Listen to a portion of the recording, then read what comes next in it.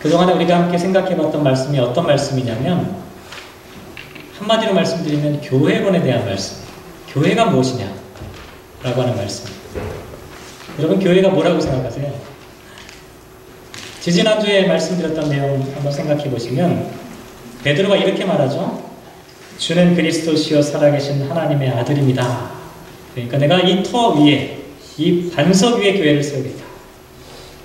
다시 말씀드리면 교회의 기초가 베드로의 신앙 고백이었다라고 하는 것을 말씀하는 그런 내용이었어요. 이거는 간단한 이야기 같은데 매우 중요해요. 교회는 사람이 기초가 되지 않는다는 거예요. 교회는 제도가 기초가 되지 않는다는 거예요. 교회는 건물이 기초가 아니라는 거예요.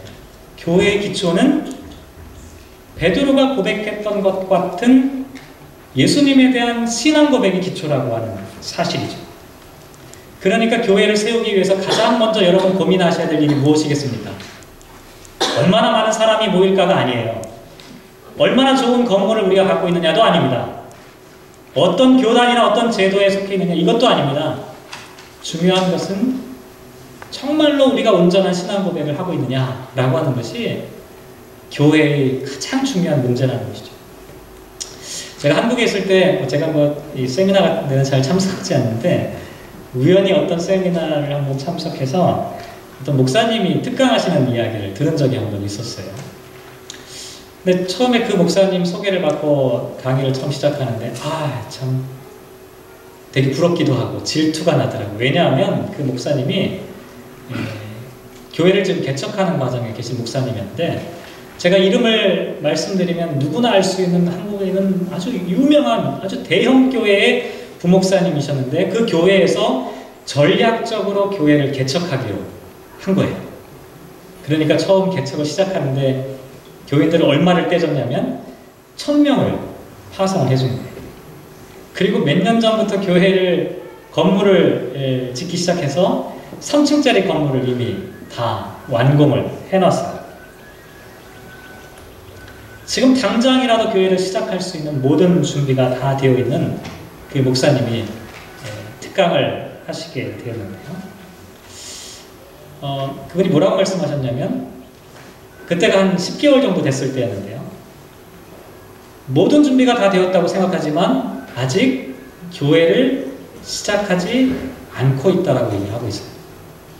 교회 개척 준비 모임만 지금 10개월째 하고 있는 거예요. 교인들의 입장에서 보면 막 성화가 대단하죠. 왜냐하면 주일날 예배를 안 드리니까 열심히 주중에는 모여서 교회를 개척하기 위해서 막 준비하는데 주일날은 딴 교회를 가야 되는 거잖아요. 그러니까 그 목사님과 함께 개척하려고 하는 그 성도들이 막 계속 얘기하는 컴플레인 하는 거예요. 우리 빨리 개척하고 주일 예배 시작합시다. 못할 게 뭐가 있습니까? 사람도 있고 건물도 있고 다 돼 있는데 왜 안 합니까? 그 목사님이 그때 이제 강의 오셔서 하셨던 중요한 주제가 뭐였냐면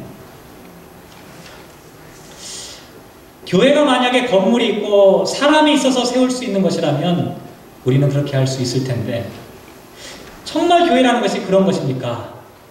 질문하게 되었다. 여러분과 제가 함께 세워가야 될 그 교회의 정신이 무엇인지 우리 함께 고민해 봐야 되지 않겠습니까? 우리가 지향하는 교회 공동체의 꿈과 비전이 무엇인지 우리가 함께 나눠봐야 되지 않겠습니까? 10개월 동안 기도하면서 1000여 명이 되는 성도들과 함께 그 건물을 다 갖고 있음에도 불구하고 교회의 가장 본질적인 문제를 고민하는 과정이라고 이야기를 해주셨어요. 제가 그 이야기를 듣고 참 많은 도전과 많은 생각들을 하게 되었어요. 교회란 무엇일까? 우리는 흔히 사람을 생각합니다. 제도를 생각하고 건물을 생각하지만 교회를 교회되게 하는 것은 스피릿이에요. 교회의 정신이고 교회의 본질이에요. 그게 없으면 교회는 세워지지 않는다는 것이죠. 이게 사도 베드로가 주는 그리스도시요 살아계신 하나님의 아들입니다. 그리고 예수님께서 이 반석 위에 내가 교회를 세우겠다라고 하신 예수님의 말씀의 의미였습니다. 지난주에 생각해봤던 말씀은 어떤 말씀이었냐면 이렇게 완벽한 신앙 고백 위에 세워졌다 할지라도 실패할 수 있다는 하는 사실을 우리에게 말씀하는 내용이었어요. 우리는 흔히 신앙 고백을 교리적으로 접근하는 경우가 참 많이 있습니다. 아, 신앙 고백이 그게 신학적으로 맞는지, 그게 신론이나 기독론이나 뭐 교회론이나 이런 교회의 신학적인 입장에 봤을 때 그게 맞는지 틀리는지를 참 많이 생각합니다. 그런데 신앙 고백은 신학적으로 옳고 그름에 따라서 이루어지는 것이 아닙니다. 신앙 고백이 완성되는 현장이 어디냐면 우리들의 삶이에요. 다시 말씀드리면 고백과 삶이 일치하지 않으면 그것은 진정한 신앙 고백이 될 수가 없다는 말씀입니다. 그래서 예수님께서 뭐라고 말씀하셨냐면 베드로가 엄청난 신앙 고백을 한 이후에 그 고백을 성취하기 위해서는 자기를 부인하고 자기 십자가를 지고 나를 따르라 이렇게 말씀하셨다는 거예요. 아무리 훌륭한 신앙 고백이라 할지라도 자기를 부인하지 않으면, 자기 십자가를 지지 않으면 그것은 온전한 신앙 고백이 될 수 없기 때문이었죠. 교회는 자기를 부인하는 것입니다. 자기의 가능성을 바라보는 것이 교회가 아닙니다. 오히려 교회는 하나님의 가능성을 믿는 거예요. 철저하게 하나님의 가능성을 긍정하는 공동체가 교회입니다. 근데 우리는 흔히 자기를 긍정하고 자기를 돋보이고 자기를 나타내려고 하는 그런 경향성들을 다 갖고 있어요. 그런데 이렇게 되면 교회는 실패할 수밖에 없어요. 교회에 사람들이 보이기 시작하거든요. 그럼 어떻게 됩니까? 예수님의 길을 가로막는 사탄적인 기능을 할 수밖에 없는 것이 교회의 모습 가운데 나타나게 된다는 것이죠. 이게 이제 지난주에 우리가 생각해 봤던 말씀인데, 오늘은 어떤 말씀을 함께 생각해 볼 거냐면, 오늘은 온전한 신앙 고백 위에 또 자기를 부인하고 자기 십자가를 지고 짊어지고 살아가는 신앙 공동체를 구성하고 있는 사람들 사이의 이야기를 오늘 함께 생각해 보려고 합니다. 교회 공동체 안에서 살아가는 사람들은 도대체 어떻게 살아가야 하느냐라고 하는 문제죠. 그 이야기를 말씀드리기 전에 혹시 여러분 예수님의 생애를 기록한 복음서에 교회라고 하는 단어, 이 에클레시아라고 하는 단어인데요. 이 단어가 얼마나 많이 사용되었는지 혹시 아십니까? 한번 생각해 보세요. 거기 써놓긴 했는데 교회라는 단어가 엄청 많이 나와 있을 것 같죠? 그렇잖아요. 예수님을 통해서 교회가 세워졌으니까 예수님의 말씀 가운데 교회에 대한 말씀이 얼마나 많을까요? 그런데 우리의 예상과는 달리 복음서에서 교회라고 하는 이 단어는 딱 3번밖에 나오지 않아요. 어디에 나오냐면 마태복음 16장 18절, 너는 베드로라 이 반석 위에 내 교회를 세우리라 라고 하실 때, 그리고 마태복음 18장 17절 오늘 본문인데요, 만일 그들의 말도 듣지 않거든 교회의 말하고 교회의 말도 듣지 않거든 이방인과 세리와 같이 여기라. 여기 2번 나와요. 합이 3번이에요. 다른 복음서에는 교회라고 하는 단어조차도 없어요. 오직 마태복음에만 교회라고 하는 단어가 3번 기록되어 있을 뿐이에요. 왜 그러냐면 마태복음이 교회에 대한 관심이 많기 때문에 그래요. 그래서 학자들은 이렇게 얘기합니다. 마태복음을 교회의 중심적인 복음서 혹은 교회를 위한 복음서다 이렇게 이야기를 합니다. 그리고 무엇보다도 중요한 것은 뭐냐면 오늘 우리 본문이 포함하고 있는 마태복음 18장 말씀은 교회를 위한 설교문이다 이렇게 알려져 있어요. 다시 정리해 볼게요. 복음서 가운데 마태복음만이 교회에 대해서 말씀하고 있고 마태복음 가운데서도 18장 말씀은 교회를 위한 설교를 지금 담고 있다는 것이죠. 그래서 오늘 우리가 이 말씀을 통해서 교회란 무엇인가, 교회 공동체 안에 있는 사람들이 어떻게 살아가는가 하는 것을 함께 생각해 보자는 것이죠. 먼저 15절 말씀 다시 한번 같이 읽어볼까요? 15절 말씀 같이 읽겠습니다. 시작! 내 형제가 죄를 범하거든 가서 너와 그 사람과만 상대하여 권고하라. 만일 들으면 내가 내 형제를 얻은 것이요. 여기 형제라고 하는 단어를 지금 사용하고 있는데요. 이 형제라고 하는 이 단어는 어떤 의미를 갖고 있냐면 유대인의 율법에서 같은 신앙을 갖고 있는 믿음의 동료를 이야기합니다. 그러니까 제가 형제라고 한다고 해서 여기 여자분들이 이게 남성 중심의 가부장적 이렇게 생각하지 마세요. 그냥 이거는 관용적인 표현이에요. 형제라고 하는 표현은 그냥 남자 여자의 문제가 아니라 같은 신앙을 갖고 있는 믿음의 동료들을 일반적으로 지칭할 때 형제라고 하는 표현을 사용하고 있다는 것이죠. 그런데 그 형제가 죄를 범하였어요. 여러분 성경 자세히 보시면 죄를 범하였거든 거기에 각주가 붙어있죠. 각주 있죠? 각주 없는 성경은 당장 버리시기 바랍니다. 좋은 성경이 아니에요. 제대로 된 성경은 다 각주가 있어요. 각주에 뭐라고 나와 있죠? 내게 죄를 다 나와 있나요?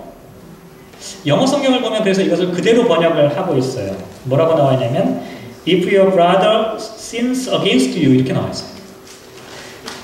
어떤 사람이 지금 죄를 졌는데 그게 하나님께 대하여 죄를 진 게 아니라 사람에 대하여 죄를 지었다라고 하는 점. 이것은 종교적인 죄가 아니라 뭡니까?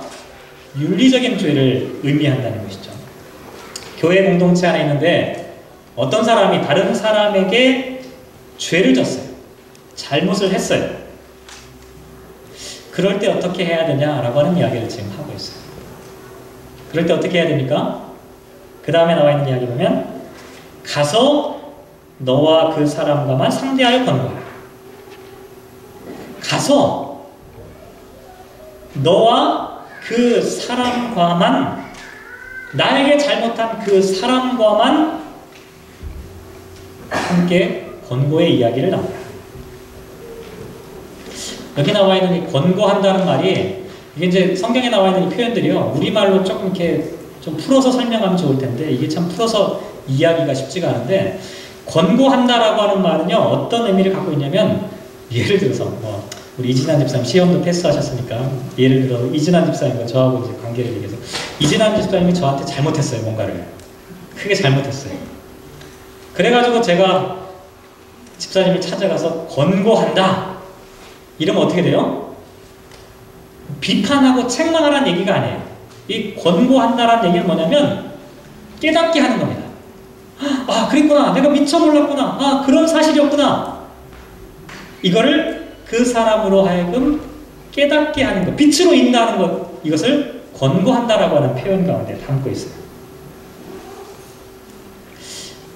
이게 예수님께서 교회 공동체 안에 있는 사람들에게 지금 말씀하시는 방법이에요. 성도들 사이에 문제가 생겼을 때 찾아가라는 거예요. 그 사람이 찾아오면 제일 좋죠. 잘못한 사람이 내가 잘못했습니다 하고 찾아와서 사과하면 이건 더 이상 문제가 안 되는데 문제는 뭐냐면 사람들이 문제가 있을 때 그 사람에게 직접 찾아가서 사과하고 인정하고 용서하고 정말 밝은 빛으로 다시 돌아오지 않고 가만히 있는다는 거예요. 그럴 때 어떻게 합니까?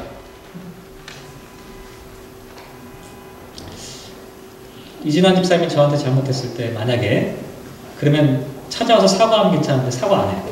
어떻게 돼요? 속이 부글부글 저걸 어떻게 할까? 이런 생각을 막 하게 돼요. 그러다가 어떻게 합니까? 저랑 가까이에 있는 이동성 장로님을 만나는 거예요. 아버지이지만 이동성 장로님 만나가지고 막 얘기를 하면 속상해요. 이런 일이 있을 수 있습니까? 라고 막 하소연을 해야 되는 거예요. 근데 문제는 뭐예요? 이동성 장로님하고 이진환 집사님이 부자지간이니까 내가 하소연하는 과정에 이진환 집사님에 대해서 나쁜 얘기를 막 할 수도 있어요. 그 얘기가 상대방에게 들어가거든요. 이진환 집사님이 저한테 잘못한 건 생각도 안 하고 아니 목사가 나한테 그런 얘기를 할 수가 있어? 또 화가 나는 거예요. 그럼 또 어떻게 돼요? 이진환 집사님이 박순영 목사님께 또 얘기를 합니다. 그럼 어떻게 됩니까? 보기가 싫은 거예요. 만나고 싶지가 않은 거죠. 점점 멀어지게 되고 두 사람만의 문제가 아니라 두 사람과 가까이에 있는 사람들이 또 같이 멀어지게 돼요. 이게 우리 교회를 제외한 대부분의 교회에서 다 생겨나요. 저희 교회는 그런 일이 없어요. 그런 일이 있으면 제가 이런 예화를 사용을 못하죠. 우리 교회를 제외한 다른 교회에서 대부분 일어나고 있는 보편적인, 일반적인 현상들. 왜 이런 일이 일어나냐면 하나님의 말씀을 따르지 않기 때문에. 가서 그 사람이 나에게 잘못했기 때문에 그 사람이 오기를 기다리는 게 아니라 내가 먼저 가서 그 사람과만 상대해서 권고하지 않기 때문에 이런 일들이 벌어지는 거예요. 그 사람에게 찾아가서 그 사람이 깨닫도록만 해주면 문제가 풀린다는 거예요. 그 사람을 찾아가서 막 비판하고 따지란 얘기가 아니라 그 사람 스스로 잘못을 인정하고 알아들을 수 있도록 하라.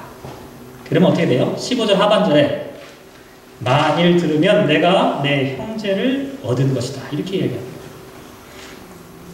그런데 문제는 그렇게 했음에도 불구하고 해결되지 않는 경우가 있어요. 그런 경우 어떻게 하면 좋을까요?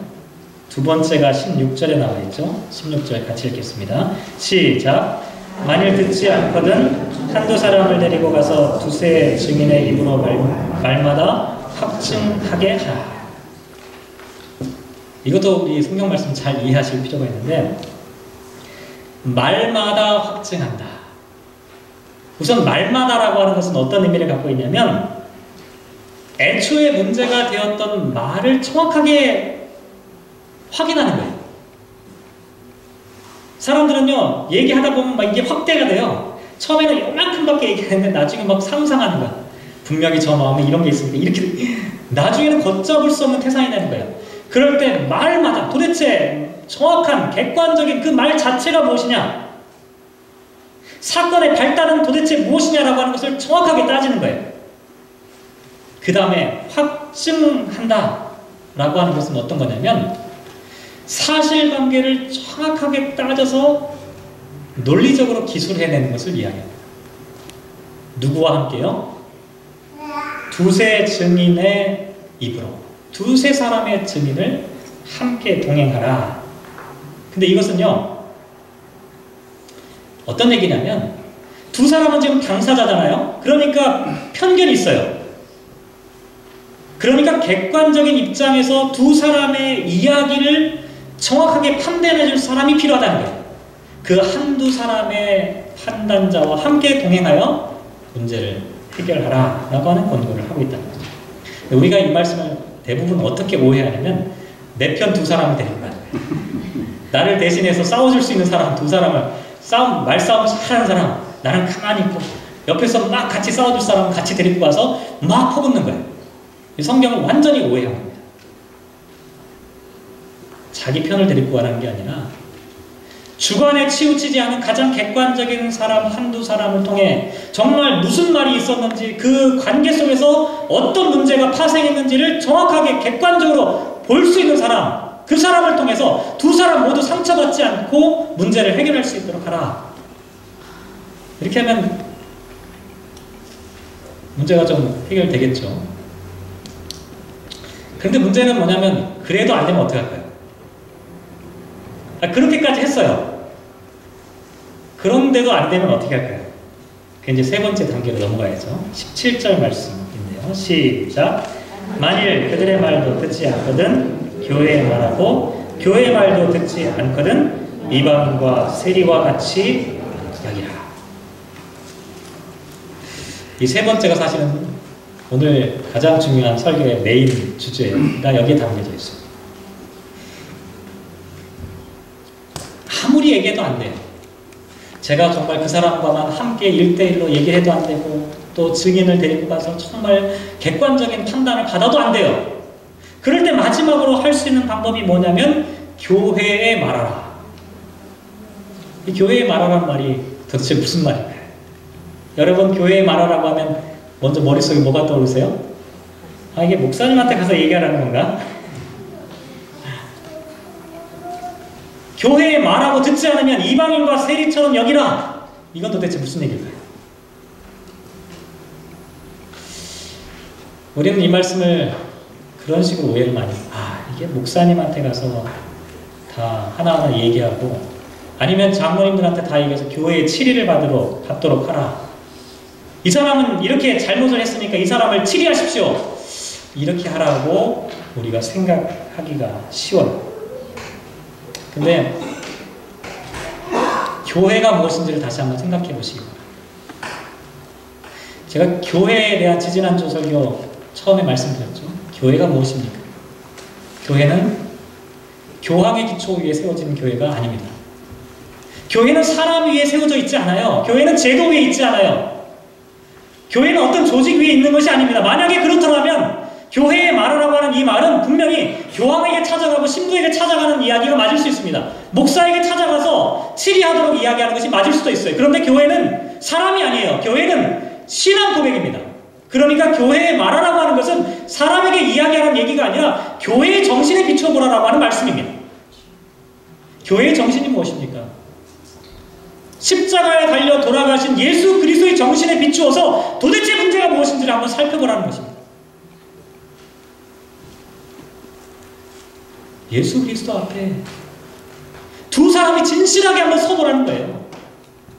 교회에 말하는 것은 바로 이와 같은 것입니다.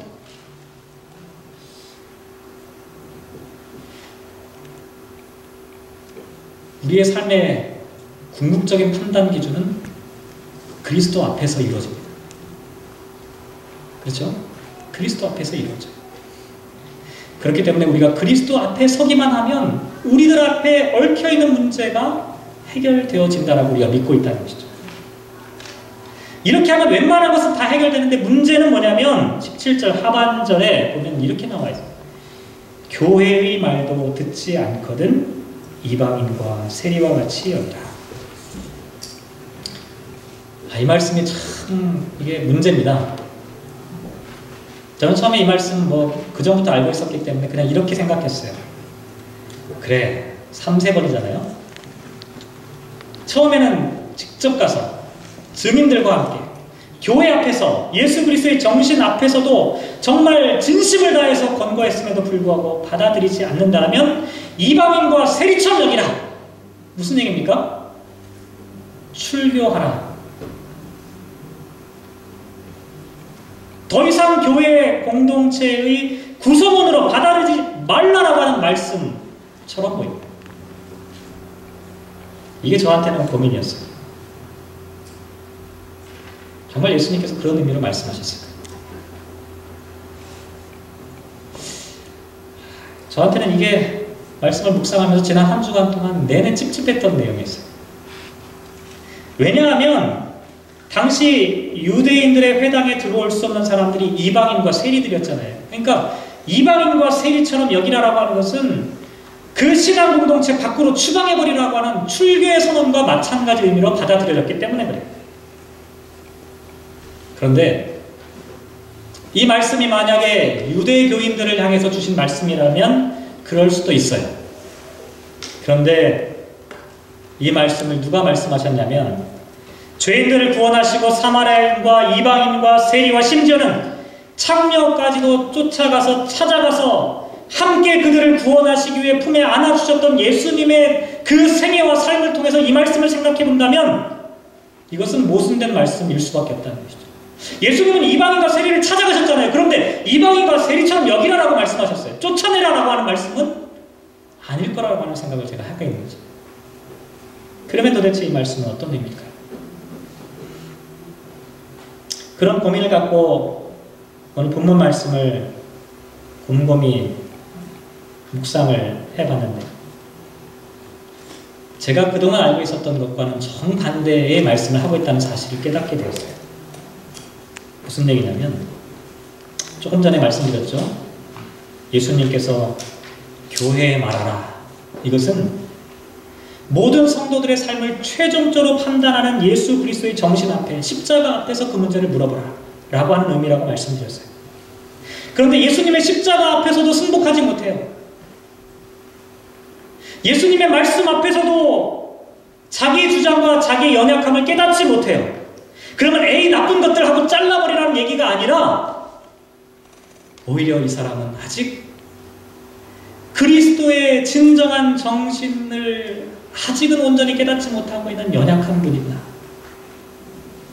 예수님께서 오히려 이방인들, 이 세리와 창녀같이 하나님의 말씀 가운데 온전히 들어오지 못하고 있는 그 사람들을 긍휼히 여기고 오히려 그 사람들에게 더 찾아가 자비를 베푸셨던 것처럼 교회 공동체 안에 머물러 있다 할지라도 아직은 하나님의 그리스도의 정신으로 온전히 하나님 앞에 온전히 자기의 삶을 순복하지 못하고 있는 연약한 사람이구나라고 하는 것을 인정하라고 하는 그런 의미로 이 본문이 생각이 되어졌어요.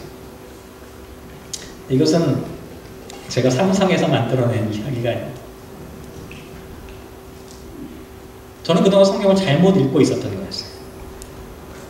왜냐하면 마태복음 18장 말씀을 제가 맨 처음에 이렇게 말씀드렸어요. 교회를 향한 설교. 근데 오늘 본문이 15절과 20절 요 한 본문만, 우리가 지금 요것만 봤는데 그 앞뒤 맥락을 한번 보세요. 앞뒤 맥락을 보면 이 본문의 의미가 너무나 정확하게 드러나요. 오늘 본문 바로 앞에 어떤 이야기가 나옵니까? 한번 보세요. 12절부터 14절까지 여러분 잘 아시는 이야기인데 예수님께서 비유로 말씀하신 내용이에요. 어떤 내용이죠?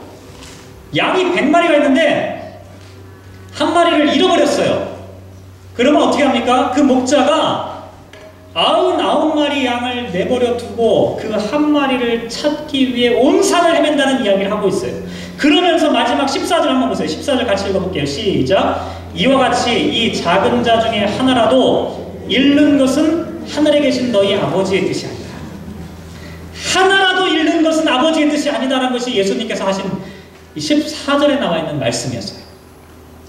자, 그리고 오늘 이야기가 나오고 그 다음 오늘 이야기가 끝나자마자 21절에 어떤 이야기로 넘어가냐면 21절 한번 읽어볼까요? 시작. 그때 베드로가 나와 이르되 주여 형제가 내게 죄를 범하면 몇 번이나 용서하여 주리이까? 7번까지 하오리이까? 이 앞뒤에 있는 이야기를 연결시켜서 오늘 본문을 한번 생각해 보자는 거죠. 다시 말씀드리면 한 마리의 어린 양이 있어요. 길을 잃어버렸어요. 예수님은 이렇게 말씀하시는 거예요. 그 한 마리의 어린 양을 찾기 위해서 99마리를 내버려두고 나는 그 한 마리를 위해 온 산을 찾아 헤매겠다. 그 한 마리의 잃은 양을 찾기 위해서 온 산을 헤매는 예수님의 모습이 어떻게 나와 있어요? 직접 찾아가서 권고하는 겁니다. 그 사람은 나사에 직접 권고하는 겁니다. 예수님이 온 산을 헤매는 그 한 마리를 찾아가는 방식이에요. 그래도 안 돼요. 어떻게 합니까? 가장 객관적으로 그 문제를 풀어갈 수 있는 객관적인 증인 한두 사람을 데리고 다시 찾아가는 겁니다. 그래도 안 들어요. 그러면 어떻게 하는 얘기입니까? 예수 그리스도의 십자가 앞으로 같이 가자는 거예요. 주님 앞으로 같이 나가는 거예요. 주님의 정신으로 다시 한번 돌아가 보자는 거예요. 그런데 그래도 안 되면 어떡합니까? 주님의 정신으로도 우리가 함께 화해할 수 없다면 그러면 어떻게 하면 될까요?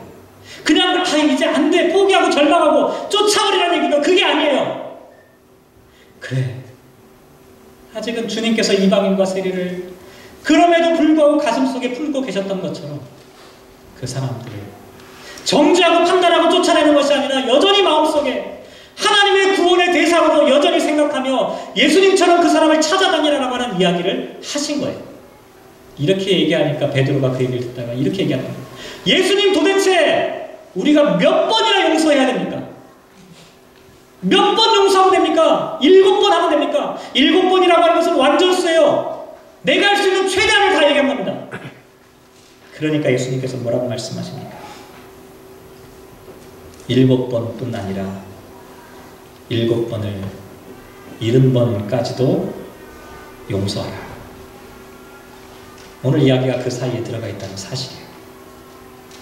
결국 17절 말씀은 우리가 일반적으로 생각하는 것처럼 교회의 순종, 교회의 말씀, 교회의 치리에 복종하지 않으면 그래, 더 이상 방법이 없어. 출교. 사실 이제 교회 공동체가 아니야. 배제하라라고 하는 말씀이 아닙니다. 오히려 이 말씀은 믿음이 연약한 형제를 우리가 끝까지 포기하지 말아야 한다라고 하는 그 같은 말씀이었어요. 그런 의미에서 오늘 18절 말씀도 해석해 볼 필요가 있습니다. 18절 말씀 같이 읽으실까요? 시작. 진실로 너희에게 이르노니 무엇이든지 너희가 땅에서 매면 하늘에서도 매일 것이요 무엇이든지 땅에서 풀면 하늘에서도 풀리리라. 똑같은 말씀이 마태복음 16장 19절 말씀에도 기록됩니다. 제가 처음에 말씀드렸죠. 교회라는 단어가 마태복음 16장과 마태복음 18장에만 나와요. 그런데 마태복음 16장에도 이 말씀이 나왔고 마태복음 18장에도 이 말씀이 나와 있어요. 교회를 말씀하기 위해서 가장 중요한 게 뭐냐면, 교회는 어떤 것이냐면 땅에서 매이면 하늘에서도 매이고 땅에서 풀면 하늘에서 풀리는 것이 교회라고 하는 것을 말씀해 준 거예요. 그런데 여기서 중요한 건 뭐냐면 앞에 있는 것보다 뒤에가 더 중요해요. 예를 들면 이런 거예요. 여러분, 이러이러한 것은 해도 괜찮습니다. 그런데 이건 하시면 안 됩니다. 여기는 어디가 강조가 있죠? 뒤에 하면 안 되는 것을 강조하기 위한 말씀이에요. 앞에 하라는 얘기가 중요한 게 아니라, 여러분 이건 다 괜찮아요. 근데 요거 하시면 안 됩니다. 이러면 요게 문제예요. 오늘 본문도 똑같아요. 앞에는 뭐라고 나와 있어요? 너희가 땅에서 매면 하늘에서도 매인다라고 하는 것은 그냥 서론이에요. 중요한 건 뭐냐면, 너희가 무엇이든지 땅에서 풀기만 하면 하늘에서도 풀린다라고 하는 것이 예수님이 정말로 하시고자 하는 메시지였어요. 우리가 이 땅에서 풀려고만 하면, 우리가 이 땅에서 풀어내려고만 하면 하늘에서도 풀린다라고 하는 가능성을 우리에게 말씀해주고 있다는 것이죠. 예수님은 우리에게 풀기를 원하십니다. 제가 이 본문을 현대인의 성경으로 한번 찾아보니까 그 번역이 재밌어요. 이렇게 번역하고 있더라고요. 내가 너희에게 분명히 말하지만 너희가 땅에서 처벌하면 하늘에서도 처벌할 것이요 너희가 땅에서 용서하면 하늘에서도 용서할 것이다. 이렇게 번역을 하고 있더라고요.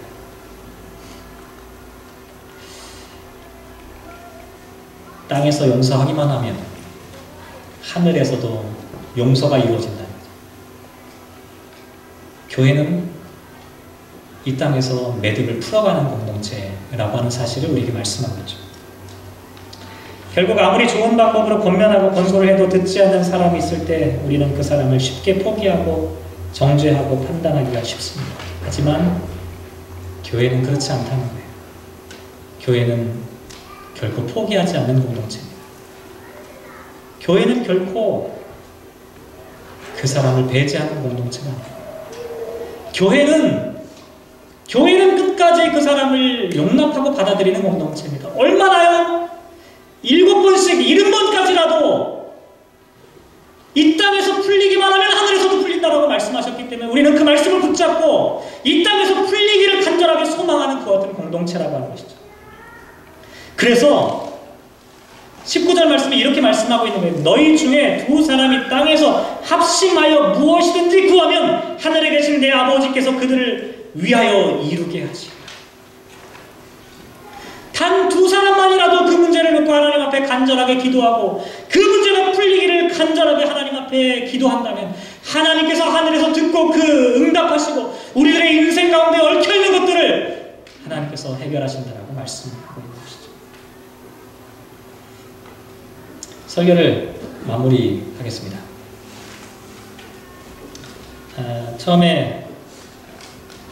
저는 아주 오랜 기간 동안 이 말씀을 오해하고 있었어요. 여러분 중에도 아마 그러신 분이 많이 계실 것 같은데, 교회를 운영하는 문제로만 생각했습니다.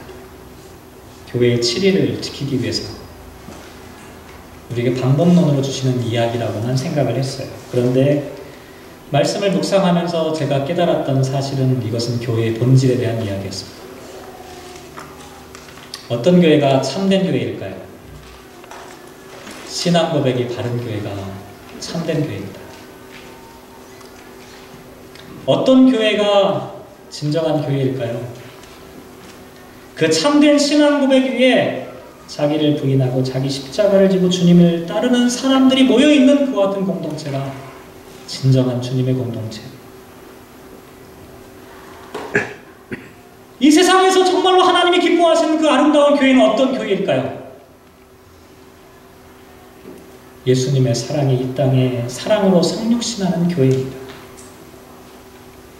사랑으로 사랑으로 이 땅에 매여 있는 것들을 풀어내기 위해서 몸부림치는 공동체가 주님께서 기뻐하시는 교회 공동체의 모습이라고 하는 것이죠. 무엇이든지 땅에서 풀리기만 하면 하늘에서 풀린다라고 하는 그 말씀을 붙잡고 기도하는 사람들이 모여있는 공동체가 바로 하나님이 지금 이 시대에 우리 가운데 원하시는 하나님의 교회의 모습이라고 하는 것이죠. 그래서 사도 바울은 이렇게 말씀하고 있습니다.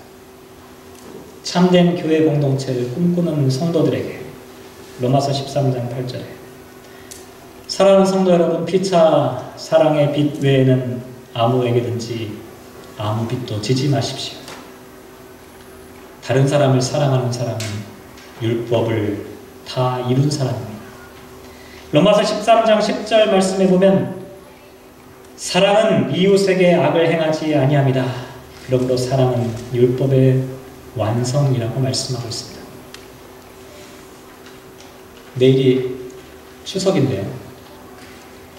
추석이 되면, 명절이 되면 고향이 참 그립죠. 부모님이 참 그리운 그런 계절입니다. 왜 그럴까요? 왜 고향이 그리우시고 부모님이 그리우신가요?